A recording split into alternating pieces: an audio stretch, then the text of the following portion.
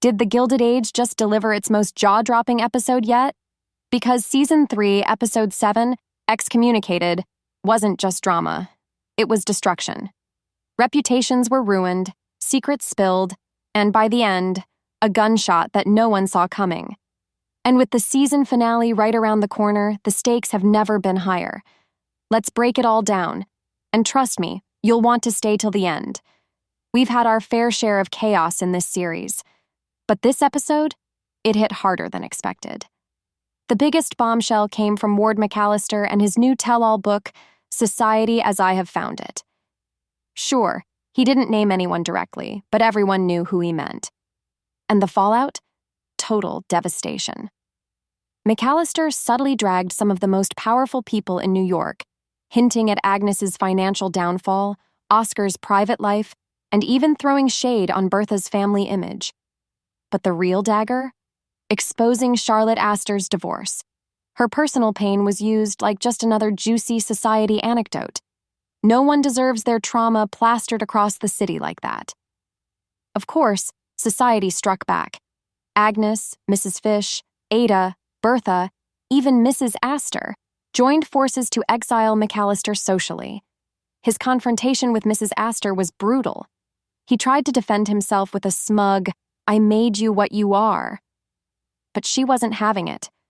And just like that, the once beloved McAllister was done. And judging by what's coming in the finale, the worst is still ahead for him.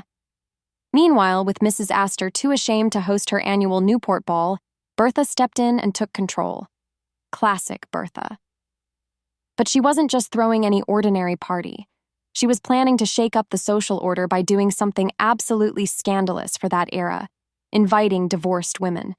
It might sound tame by today's standards, but back then, that was revolutionary.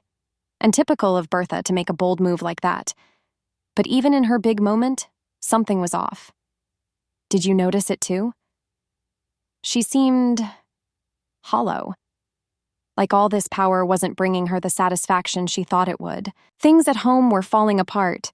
George still wouldn't forgive her for how she meddled in Gladys's marriage, and he refused to move back in. Even when she told him about the Newport ball, neither George nor Larry reacted. And that silence hit harder than any rejection. Because what's the point of winning society if your own family wants nothing to do with you? That emptiness will define her arc in the finale, where she'll actually leave her own ball just to be with the people who really matter. Elsewhere, the mole mystery finally came to a head. Church and Mrs. Bruce tested Miss Andre's loyalty by feeding her false information. And when she passed that info along to someone outside, boom. Caught. One confrontation later and she was gone. Another maid out the door. But at least Bertha can stop worrying about leaks. For now. Then there's Oscar. After John's death, he's grieving. Deeply. But because their relationship was a secret, he has to keep all that pain bottled up. His family doesn't understand, but Marian does. She comforts Agnes, reminding her of all John did for Oscar, and later visits him herself. Her quiet acknowledgement of his grief was one of the most moving scenes of the episode. It deepened their bond in such a powerful, subtle way. In the finale, Oscar will reunite with an old ally, Gladys. She'll be in New York for the ball and offer her support. He'll encourage her, even saying, "You'll be stronger than Mrs. Astor." That's a bold prediction, but hey, with Oscar's guidance, Gladys could genuinely dominate London's high society. Meanwhile, Agnes, still reeling from her financial decline, had a major shift in tone. She's been sharp and bitter most of the season, especially toward Ada. But this episode showed signs of change. Mrs. Foster from the New York Heritage Society approached her, and while Agnes brushed her off initially, a suffrage meeting, hosted at Ada's suggestion, brought Mrs. Foster back. It turns out Agnes might not be ready to give up her social influence just yet. The suffragette movement could give her a new sense of purpose. In the trailer for the finale, we even see Ada sitting at the head of the table. A powerful visual.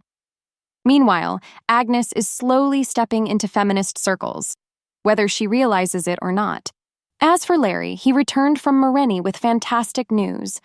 He secured the copper mines. This deal could save George's business. But instead of celebration, Larry is met with heartbreak. A letter from Marian ending their engagement. He tries to see her, but Ada intercepts. And when he tells his parents, Bertha lashes out at Marian. That's when Larry explodes. "You always get your way, and now I'm paying the price." That line cut deep. You could feel how done he was with his mother's manipulation. And honestly, he's got a point. That confrontation will be a major turning point for Bertha. If her own son sees her this way, is she really winning? Meanwhile, Marian slowly begins to realize she might have overreacted. After Jack clears Larry's name, confirming that he didn't visit a brothel but simply went out for a drink, the truth hits hard, but the damage is done. And Larry? He's not ready to take her back. In the trailer, we see Marian trying to win him over, but he rejects her, not out of anger but hurt. She didn't trust him, and now he can't trust her. Peggy's storyline also took a painful turn. William's mother, Mrs. Kirkland, learns about Peggy's lost child. And instead of approaching it with compassion, she twists the story and runs to William with a skewed version of events. The fact that someone could weaponize Peggy's trauma, especially with a history of colorism and disrespect, is just sickening. Thankfully, William does the right thing. He asks Peggy directly. He listens. But even then, we see in the finale trailer that he's unsure if their relationship can survive. He feels betrayed that she never told him, and though Peggy explains why, over and over again, it's unclear whether that'll be enough. But if there's a hero here, it's Peggy's mother. In the trailer, she confronts Mrs. Kirkland, calling her out on her hypocrisy and cruelty. And honestly, it's one of the moments I'm most looking forward to. And just when we thought we were done, bam. George gets shot. A delivery man walks into his office, pulls out a gun, and fires. The screen cuts to black. Just like that. No one saw it coming. We don't know who did it, or why. But if you've watched Downton Abbey, then you know creator Julian Fellowes is no stranger to sudden, gut-wrenching deaths. The trailer for the finale hints that George dies without making peace with Bertha, and that is devastating. Their last chapter will be defined by distance and betrayal, and Bertha will have to live with the guilt of pushing him away. It'll mark a turning point for her character. The fierce, determined Bertha we knew, she's gone. In her place, a grieving, regretful widow, haunted by the cost of ambition. And honestly, I don't know if I'm ready for that version of Bertha.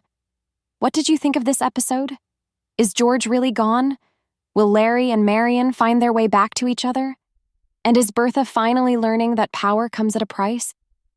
Let's talk in the comments. And if you're as obsessed with this series as I am, don't forget to like, subscribe, and hit that bell. Trust me, you won't want to miss what's coming next. And hey, that video right there on your screen, that's your next must-watch.